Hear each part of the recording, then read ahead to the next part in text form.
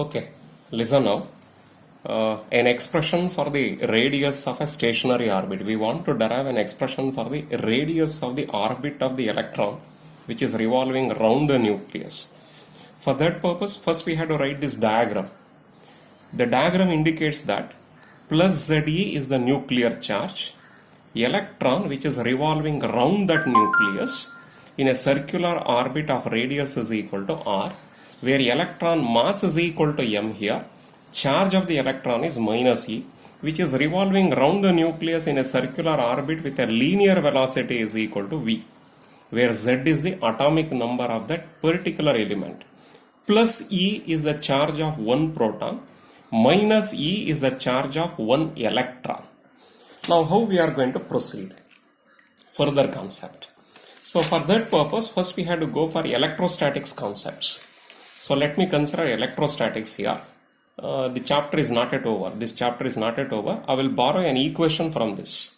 According to electrostatics here, let us consider a charge plus q1 and a charge plus q2 separated by a distance is equal to r.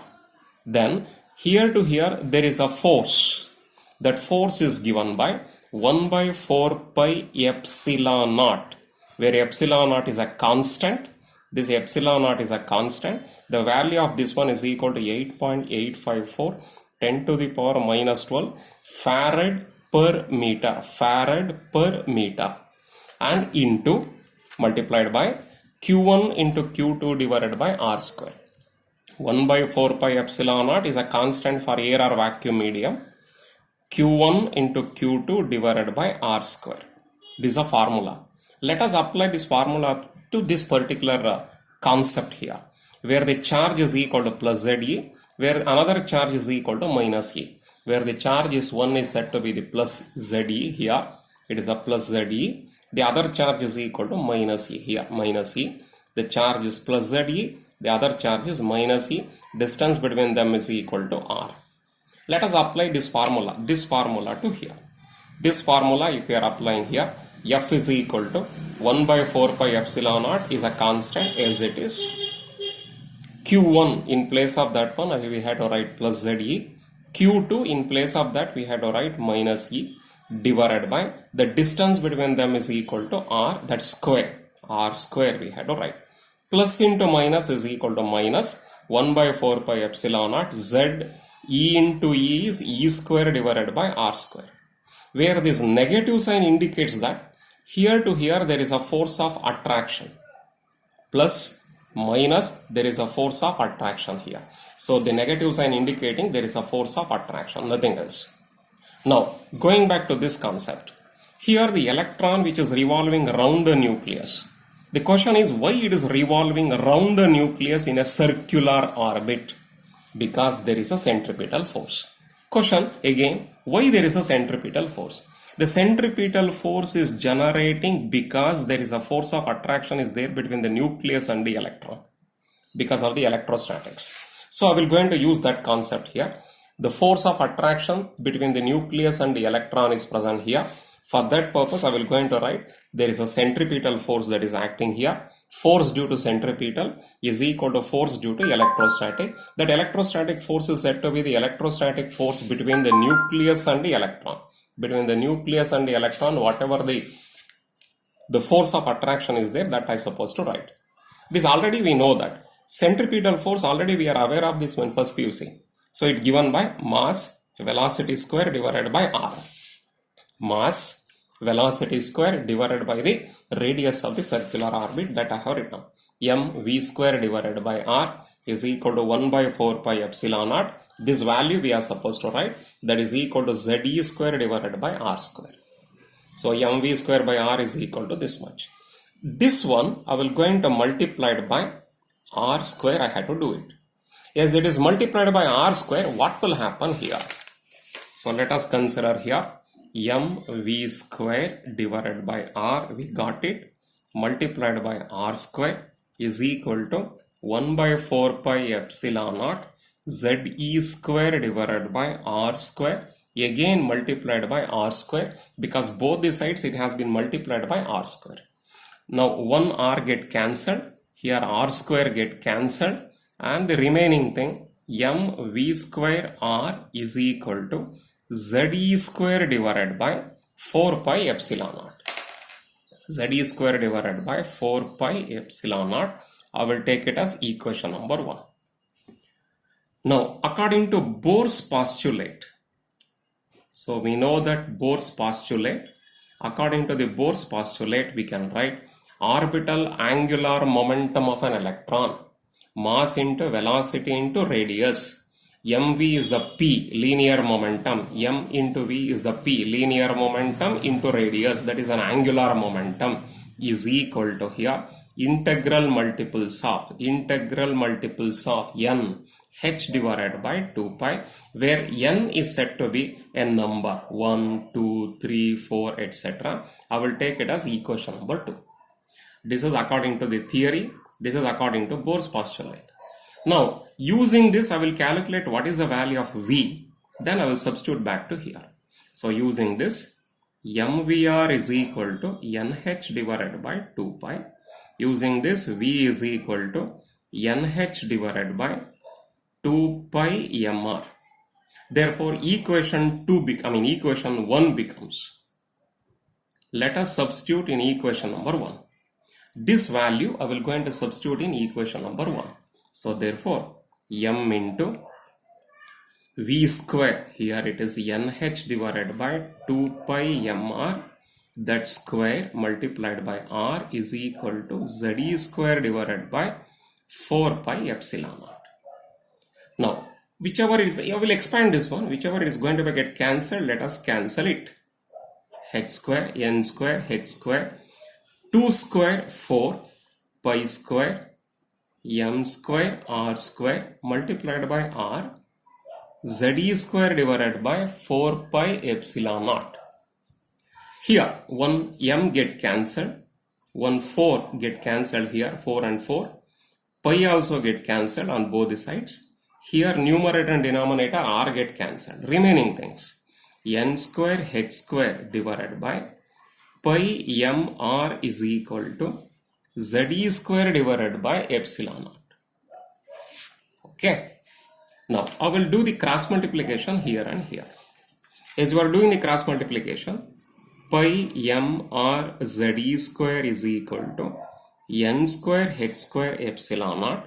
Therefore, r is equal to n square h square epsilon naught divided by pi m ze square.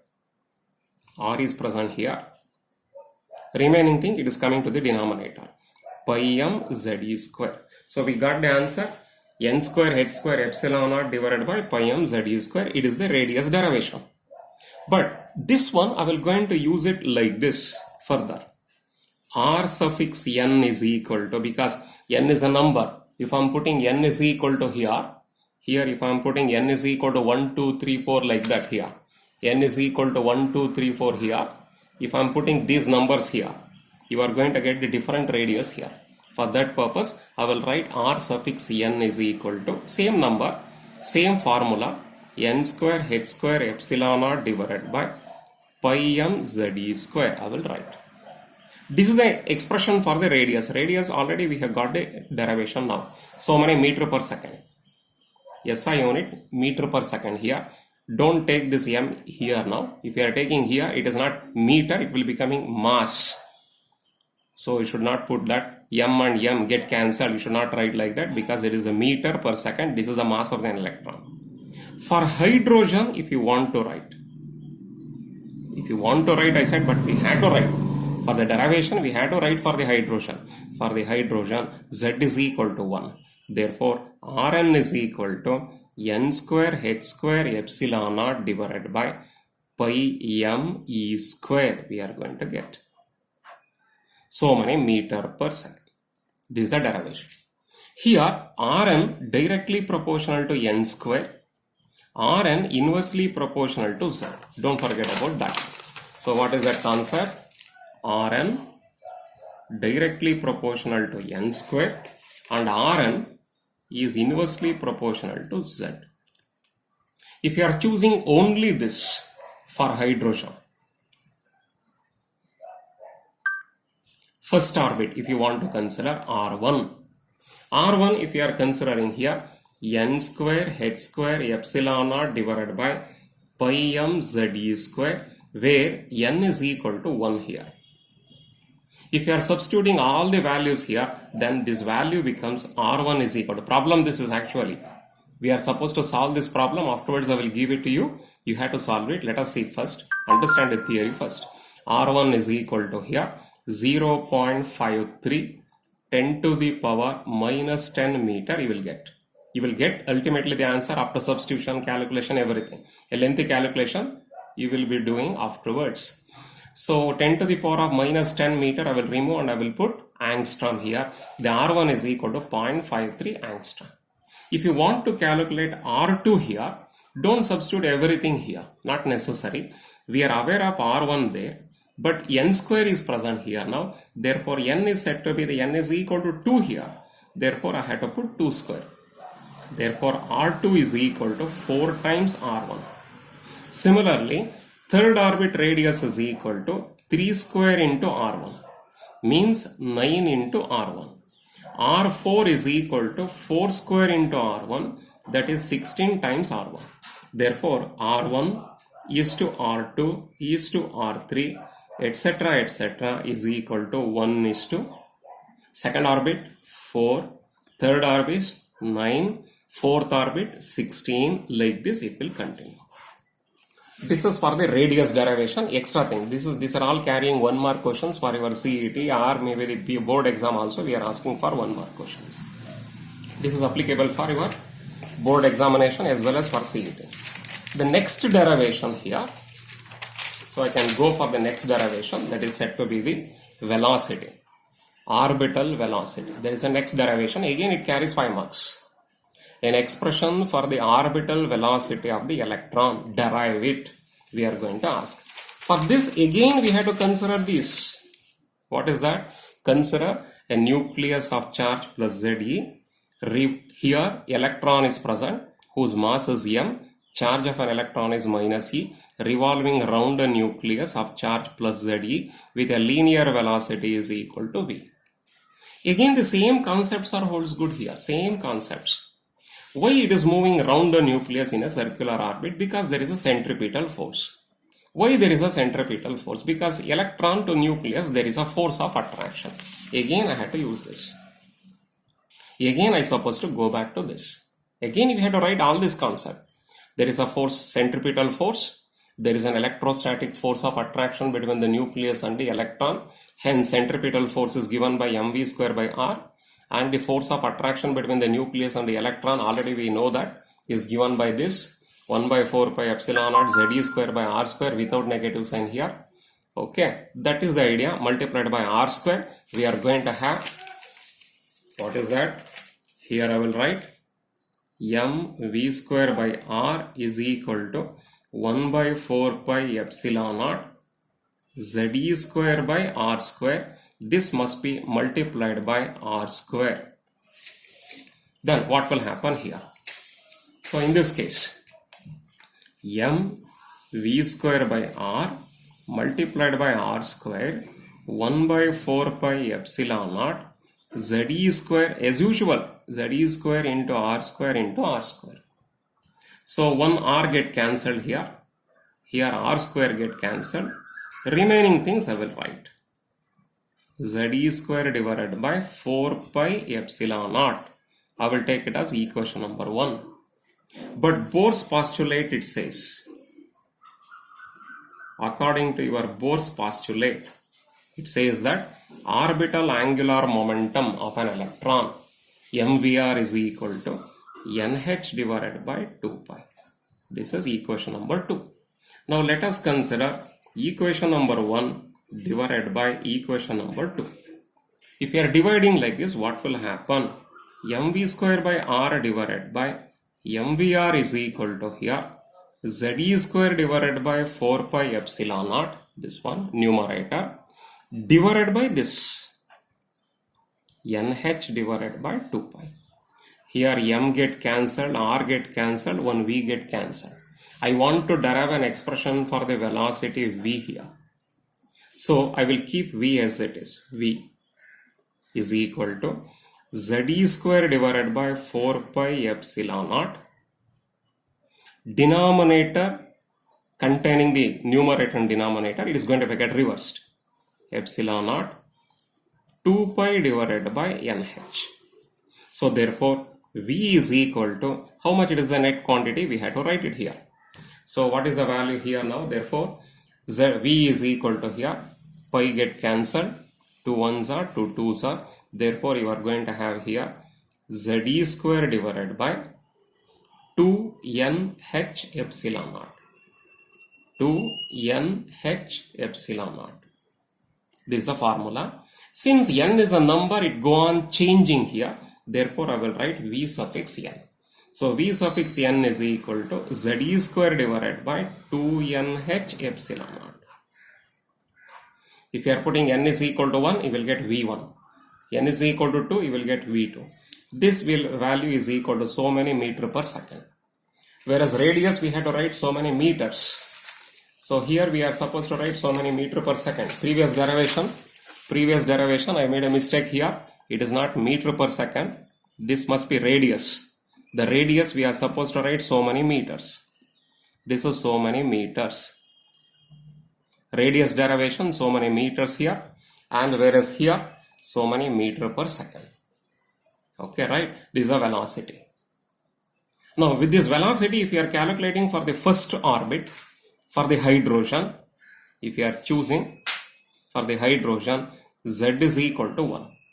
As you are putting z is equal to 1 here, then you will get E square divided by 2 into 1 into h into epsilon naught.